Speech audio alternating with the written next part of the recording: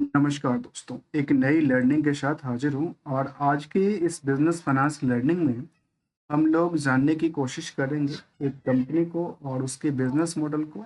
तो उससे पहले हम इसको किस अकॉर्डिंगली निकाल के लेके आए हैं उसको लेकर जिक्र करते हैं। देखिए, इसका इस कंपनी को लेकर के हमने मार्केट में स्किनर के अकॉर्डिंगली कुछ फिल्टर यूज़ किया है, जिसमें फिल्टर के अकॉर्डिंग हमने खास करके वायु वाई को ग्रोथ को स्टेबल वाली लिस्ट लिस्ट आउट करने की कोशिश किया है। वैसे ही क्यू और क्यू वाले स्टेबल वाली लिस्ट को कवर करने की कोशिश किया।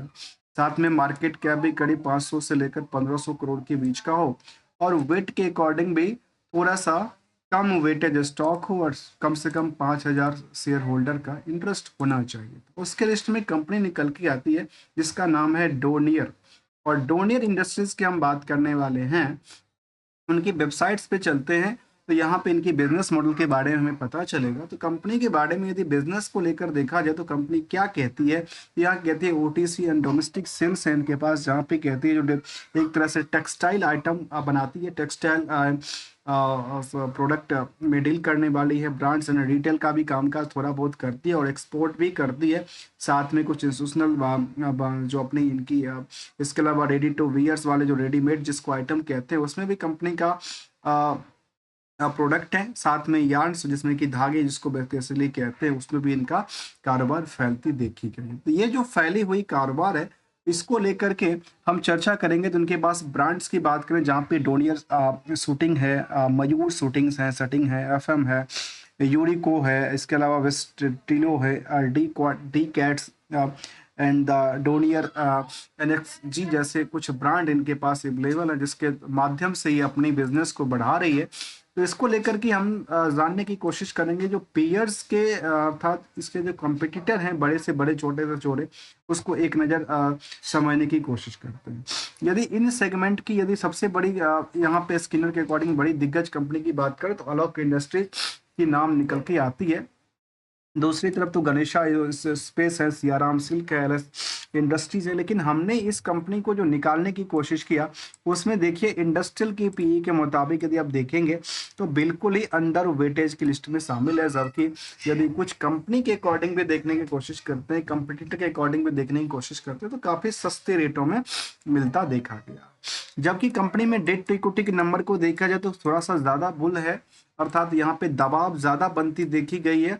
जो इनका इंटरेस्ट का वर्डन होगा उसको सीधा सा समझा जा सकता है। लेकिन चलिए इसको एक झलक आगे चलने की समझने की कोशिश करते हैं आखिर कंपनी इंटरेस्ट कितना पे आउट करता है। यदि लास्ट 12 महीने के डेटाबेस के मुताबिक देखा जाए तो कंपनी के पास जो इंटरेस्ट पे आउट है वो करीब 30 से लेकर के और करीब 35 करोड़ तक की 38 करोड़ तक की डेटा आती है। ये थोड़ा ज्यादा है क्योंकि जो कंपनी के अदर सोर्स ऑफ इनकम है ना वो बहुत ज्यादा नहीं है, जो कि अनएडजस्टेबल है।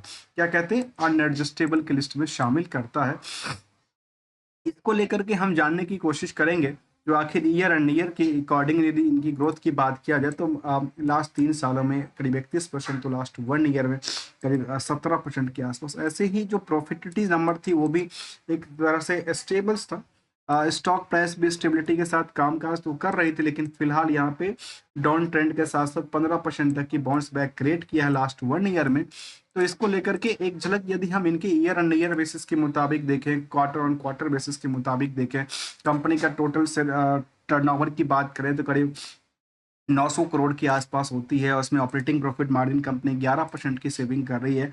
तो वहीं ऑन एवरेज यदि क्वार्टरली डेटा को देखता है तो करीब 250 करोड़ के आसपास टर्नओवर क्रिएट कर रही है, जो कि अभी तक के सबसे रिकॉर्ड हाई में देखा गया 247 करोड़ के आसपास की इनका सेल्स रहा। ऑपरेटिंग प्रॉफिट मार्जिन भी करीब 11% के आसपास, जो कि पहले के पीरियड के मुकाबले स्थिरता से बनी हुई दिखती है। जबकि पीयर्स के अकॉर्डिंग देखा जाए तो बाकी जो कंपनियां हैं इनकी सेगमेंट की, चाहे दिग्गज कंपनियां हो चाहे छोटी कंपनियां हो, इसके लिस्ट में देखा गया करीब इनका जो पॉइंट था सेल्स को लेकर के उसमें 19% की ग्रोथ थी। तो वहीं पे प्रॉफिट में करीब 52% के आसपास, तो 17% से ज्यादा इनकी क्वार्टर ऑन क्वार्टर ग्रो करती है। तो प्रॉफिटेबिलिटीज भी करीब करीब 3% से ज्यादा ग्रो करती पाई गई है। यदि इन सभी कंपनियों के लिस्ट में देखा जाए तो देखिए कुछ ना कुछ निगेटिव इम्पैक्ट है, लेकिन कुछ कंपनी को छोड़ करके देखा जाए तो यदि चर्चा करते हैं गणेशा को स्पेस को, तो इसमें एक पॉजिटिव जो नंबर है वो लगातार दिन बाय दिन स्टेबल था, तो कुछ कंपनी में लगातार निगेटिव इम्पैक्ट डालती देखी गई है। यदि मार्केट की ट्रेंड के मुताबिक इसको देखने की कोशिश करें तो मार्केट में इनका जो प्राइस है वो करीब 35% डिस्काउंट हो चुका है, जबकि बॉटम से ये 25% ही उछला है। मतलब ऐसा लगता है कि मार्केट में गिरावट ज्यादा थी और मार्केट में जो बॉटम से जो उछला हुआ प्राइस है वो थोड़ा सा कम की वेटेज में दर्ज करती है। यदि कंपनी की बात करें तो 623 करोड़ के आसपास की मार्केट कैप थी। स्टॉक भी बिल्कुल अंडर वेटेज की लिस्ट में आती है। 5% से ज्यादा नेट इनकम मार्जिन क्रिएट करती है। साथ में डिविडेंड पेइंग कंपनी रही है। आरओई आरओसी की आंकड़ा भी 18 से लेकर 16% के बीच में रहा है। प्रमोटर का कंट्रोल कंपनी में अच्छा खासा है, करीब 75% के आसपास है। तो साथ में थोड़ा सा दबाव बनाती है ये, और ये शायद यदि कुछ कम हो पाए तो मार्केट में इनको जो ग्रोथ लेवर है उसको बनाने में सहायता मिल सकती है। जबकि इंट्रिंसिक वैल्यू के से मार्केट 175% रैली क्रिएट करता है। 623 करोड़ की मार्केट कैप वाली कंपनी में 5 करोड़ 20 लाख शेयर हैं और करीब करीब 18,000 से ज्यादा नंबर ऑफ शेयर होल्डर का लिस्ट शामिल करता है। कंपनी की रिस्क फैक्टर की बात किया तो 3 महीने की रिस्क फैक्टर थी, जो कि पहले के कंपैरिजन दिन बाय दिन इंप्रूवमेंट ही करती देखी गई। तो यहाँ पे चैलेंजिंग वर्ड ये है कि 2025 में इनका डेटा कैसा आता है, क्योंकि ये डेटा साल में एक ही बार आता है। यदि यहाँ पे मार्केट में इंप्रूवमेंट बनती है तो शायद मार्केट में क्या हो सकता है, ट्रस्ट बिल्डअप हो सकता है इनकी कारोबार को लेकर। जहां तक कंपनी का सवाल है इनकी शेयर होल्डिंग पैटर्न का, तो एफआईडीए की बहुत बड़ा भूमिका रहा नहीं है। आम पब्लिक के पास जो 25% की होल्डिंग है उसमें भी कुछ बड़े नाम शामिल करता है, और बाकी जो है वो आम निवेशकों के पास होल्डिंग बना हुआ दिखता है। प्रमोटर के अलावा की बात किया जाए तो प्रमोटर में कुछ कंपनी है जिनके पास अच्छी खासी होल्डिंग है। 9% की इनकी जो मेन प्रमोटर ग्रुप की कंपनी है या प्रमोटर साहब हैं उनके पास इनका होल्डिंग दिखता है। रिसेंटली अपडेट की बात किया जाए तो कंपनी ने कोई ऐसा फिलहाल के लिए कोई अपडेट तो नहीं दिया है। तो इसके अलावा यदि हम कंपनी की यदि हम एनालिसिस पार्ट को देखें, चार्ट लेवल को देखें, तो यहाँ पे चार्ट लेवल में पिछले 1 साल के चार्ट लेवल में दिखता है कि मार्केट में एक बार बहुत ज़्यादा पुल बैक आया था। जबकि इस पुल बैक के पीछे क्या वजह था नहीं था, मैं उसमें ज़्यादा जाने की कोशिश नहीं करता हूँ। फिलहाल जो मार्केट की रेस देखने को मिलता है वहाँ पे मार्केट ऊपरी लेवल से काफ़ी ज़्यादा बार गिरा हुआ है, अर्थात यहाँ पे कह सकते हैं कि अच्छे खासे पैसे बने हैं इस टाइम फ्रेम के अंदर। उसके बाद मार्केट में डिमांड सप्लाई के मुताबिक मार्केट में कामकाज करती देखी गई।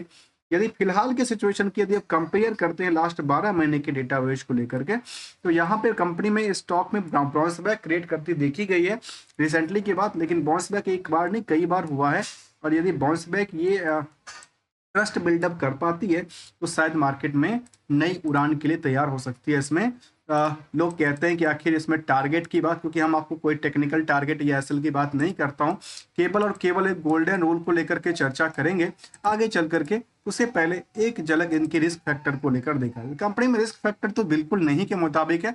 रिटर्न का जो एक्सपेक्टेशन है काफी ज्यादा तेज गति से देखने को मिलता है, जबकि कंपेयर यदि किया जाए इनके इंडेक्सेशन पॉइंट ऑफ व्यू से मार्केट में कई बार रेस में शामिल हो जाता है, और जब रेस में शामिल होता है तो काफी बड़ी रेस लग जाती है। उस रेस के दौरान की बात करूं तो कंपनी में एक टाइम फ्रेम के मुताबिक सेंसेक्स के कंपैरिजन में लास्ट 10 सालों में 600% तक से ज्यादा की वृद्धि दर्ज किया है, और ये हमेशा एक टाइम फ्रेम की डेटा होती है। और एक बात हमेशा रखता हूं कि पास्ट परफॉर्मेंस जो है not for the future prediction, बस एक्सपेक्टेशन ये होती है कि यदि फर्स्ट और सेकंड रैंक वाले आप हैं तो आपसे जहां भी जिस भी रैंक पे हैं शायद उम्मीद वही किया जाता है कि शायद वहां तक तो आप कंटिन्यू कर ही पाएंगे, ऐसा लगता है। उसके अलावा तो इंप्रूवमेंट की बात शामिल करती है। यदि सभी कंपनी की नेट इनकम मार्जिन की बात किया जाए तो यहाँ में देखा गया कि इनकी नेट इनकम मार्जिन 5% है, जबकि कुछ कंपनी के इससे नेगेटिव भी है तो कुछ कंपनी में इससे बेटर भी साबित करती पाई गई। तो हमने क्या देखा कि वैल्यूएशन के दृष्टिकोण से स्टेबल्स है,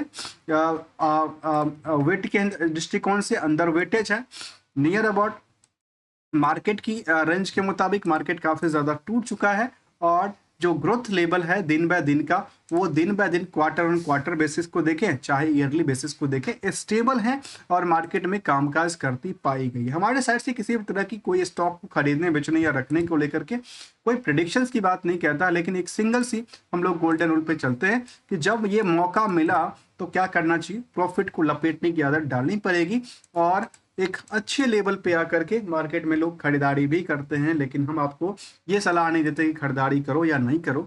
लेकिन देखिए मार्केट में हमेशा कोई ना कोई अपनी टारगेट को अचीव कर रहा है, तो कोई ना कोई अपनी एसएल को निकल रहा है। जो भी एसएल को लेकर निकल रहा है वही दूसरे के लिए प्रॉफिट का साधन बन जाता है, इनकम का साधन बन जाता है। इसीलिए कुछ ऐसे सामान ही लेके आए और स्टोर करके रखें घर के अंदर भी, जो कि आगे चल कर के उनकी वैल्यूएशन में भी कमी ना आए, और यदि वैल्यूएशन में कमी आती है तो वो बेटर रिटर्न भी क्रिएट कर पाए, जिसमें रिस्क फैक्टर थोड़ा सा ज़्यादा होती है, या फिर उसको एसएल के साथ निकालना ही बेहतर साबित होता है। मिलेंगे कुछ नई स्टडी के साथ, तब तक के लिए थैंक्स फॉर द ज्वाइनिंग।